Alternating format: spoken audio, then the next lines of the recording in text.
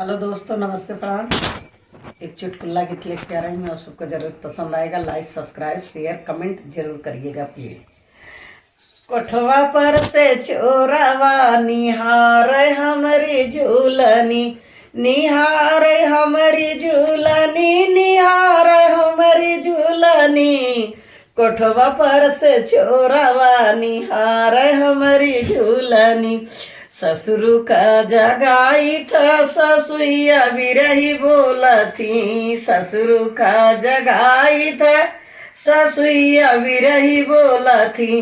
अब के का जगाई राम बचावे हमारी झूलनी, अब के का जगाई राम बचावे हमारी झूलनी। कोठवा पर से चोरवा निहार हमारी झूलनी, निहार हमारी झूलनी, निहार हमारी झूलनी। कोठवा पर से चोरवा निहार हमारी झूलनी। जेठवा का जगाई था जेठनिया बिरही बोलती, जेठवा कई जगाई था जेठनिया बिरही बोलती।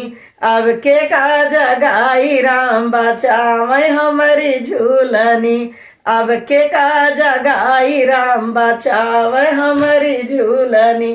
कोठवा पर से चोरवा निहार हमारी झूलनी, निहार हमारी झूलनी, निहार हमारी झूलनी।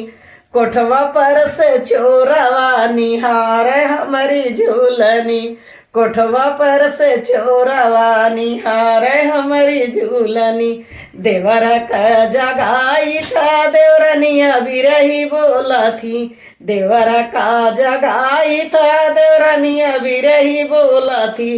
अब के का जगाई राम बचावे हमारी झूलनी, अब के का जगाई राम बचावे हमारी झूलनी।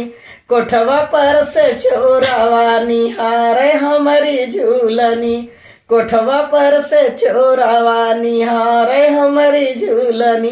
बलमा का जगाई था सावतिया बोलिया बोला था, बलमा का जगाई था सावतिया बोलिया बोला था। अब के का जगाई राम बचावे हमारी झूलनी, अब के का जगाई राम बचावे हमारी झूलनी। कोठवा पर से चोरवा निहार हमारी झूलनी।